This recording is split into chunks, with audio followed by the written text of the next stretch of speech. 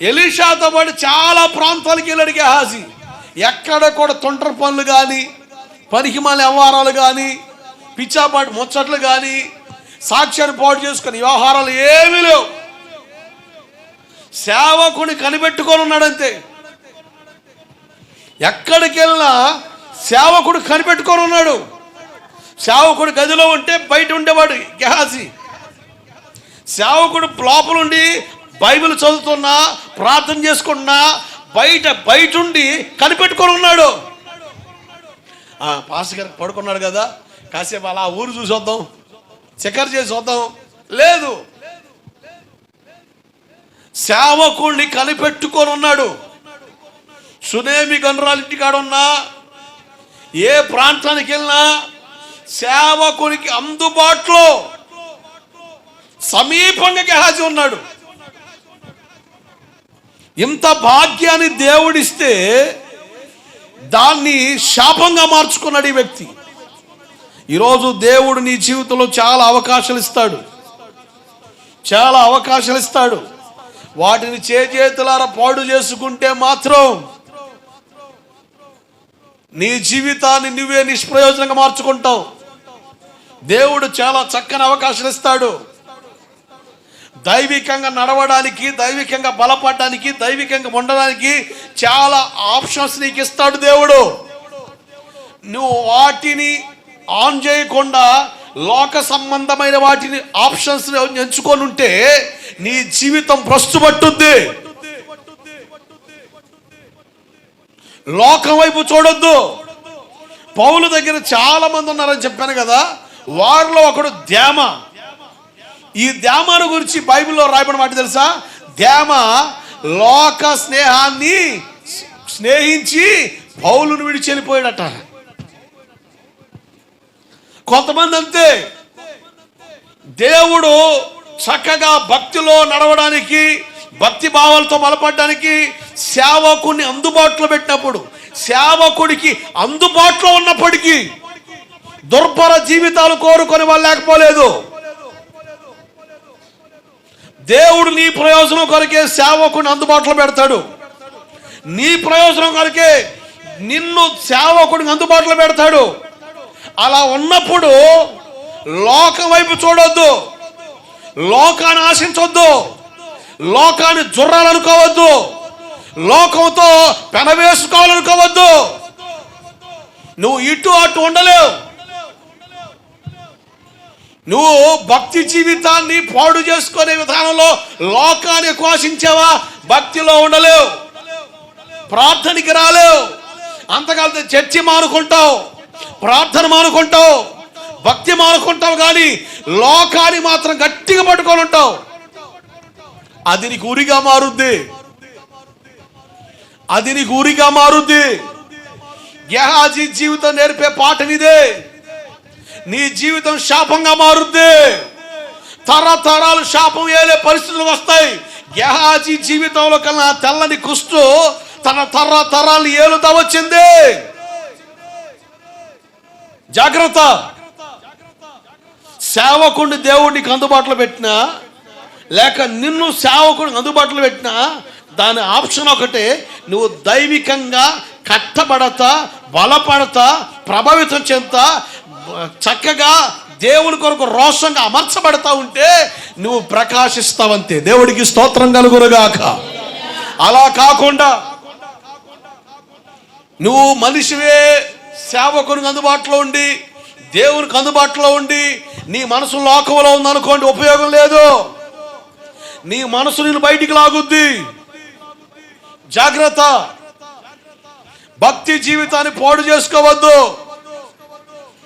ఆత్మ సంబంధమైన జీవితాన్ని వెలిగించుకున్న తర్వాత దాన్ని ఆర్పొద్దు. బైబిల్లో మాట ఉంది, హెబ్రీ పత్రిక 6వ అధ్యాయంలో చూడండి ఒకసారి. హెబ్రీ పత్రిక 6వ అధ్యాయం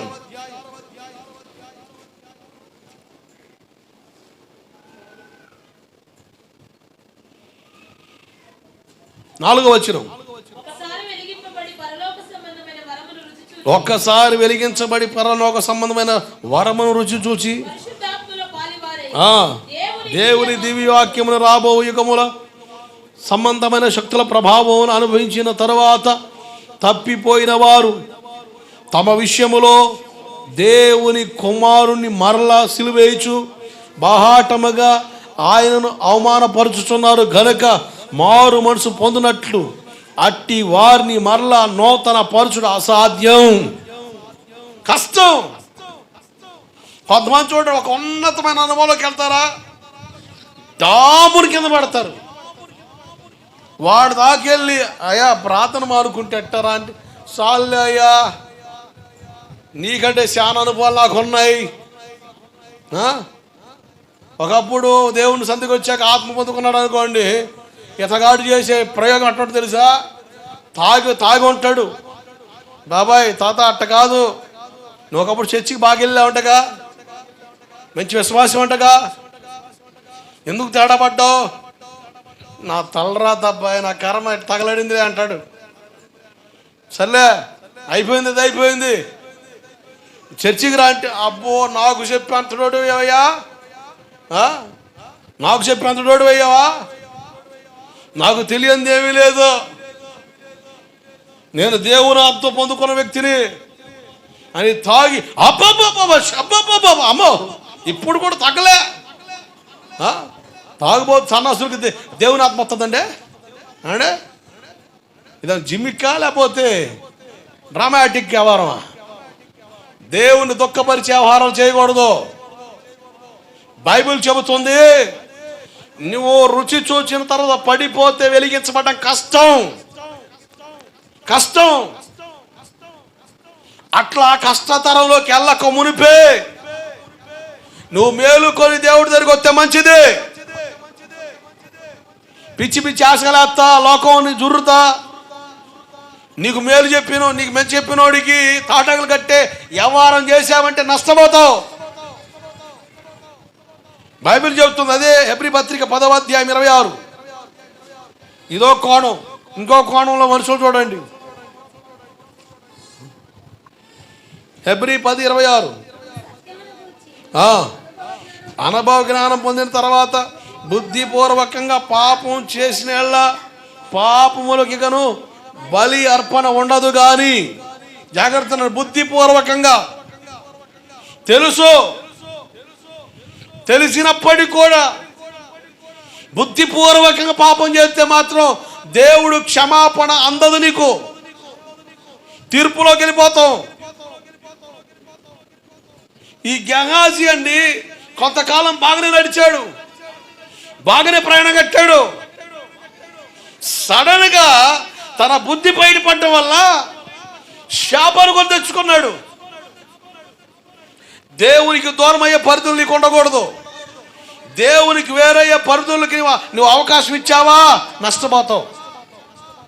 నేను మిమ్మల్ని మాట అడుగుతాను, మీలో ఎవరినన్నా నేను బలవంతం చేసిన బాప్తిని తీసుకోమని ఏమంటే, మిమ్మల్ని ఎవరన్నా నేను ఇంటికి వచ్చి బాప్తిని తీసుకో, నీకు మంచి జరుగుద్ది, మేలు జరుగుద్ది, పుణ్యం జరుగుద్ది, నీ పాపాలు పోతాయి, నీ దోషాలు పోతాయి, నీ రోగాలు పోతాయి, బాప్తిని తీసుకోమని చెప్పి బతుకులాడానా, మొత్తుకున్నానా?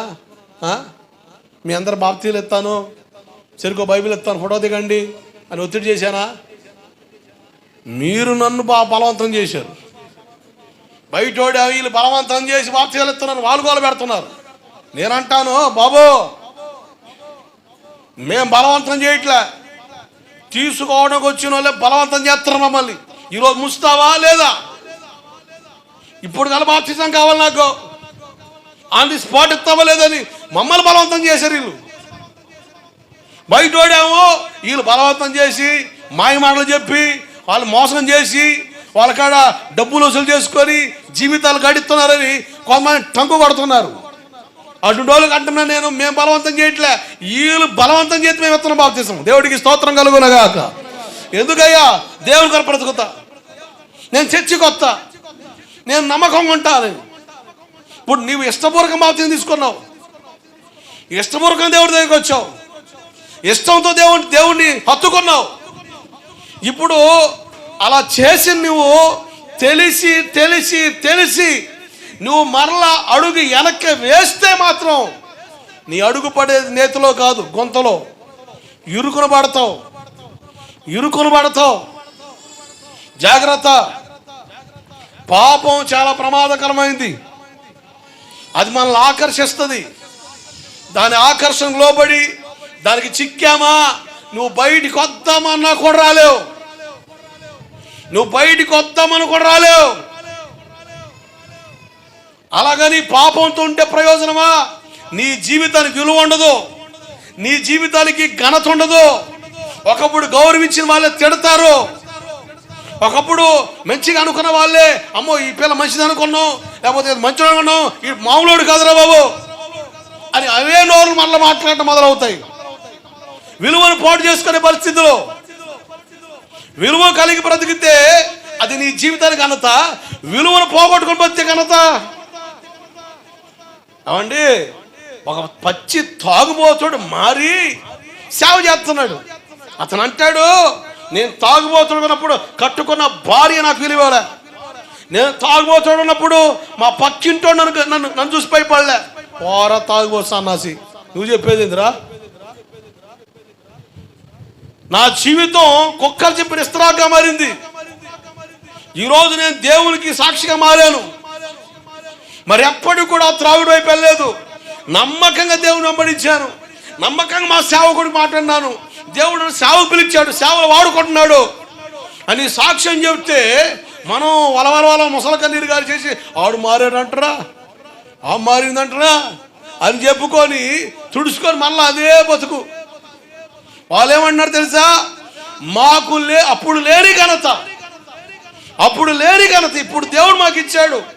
గాడిద మీద ఏసు ఎక్కినప్పుడు ఎలా గంత వచ్చిందో అలాగా ఈ దున్నపోతల మీద, ఈ అడ్డగాడుల మీద ఆయన ఎక్కితేనే గంత వచ్చిందని వాళ్ళు డప్పు కొడతా ఉంటే, అది తెలిసి కూడా అటువంటి జీవితం కావాలని ఆశ ఉన్నప్పటికీ కూడా నీ విలువలను, నీ భక్తిని, నీ ఆత్మీయతను తొంగలో దొక్కేవా, నష్టపోతావు. జాగ్రత్త.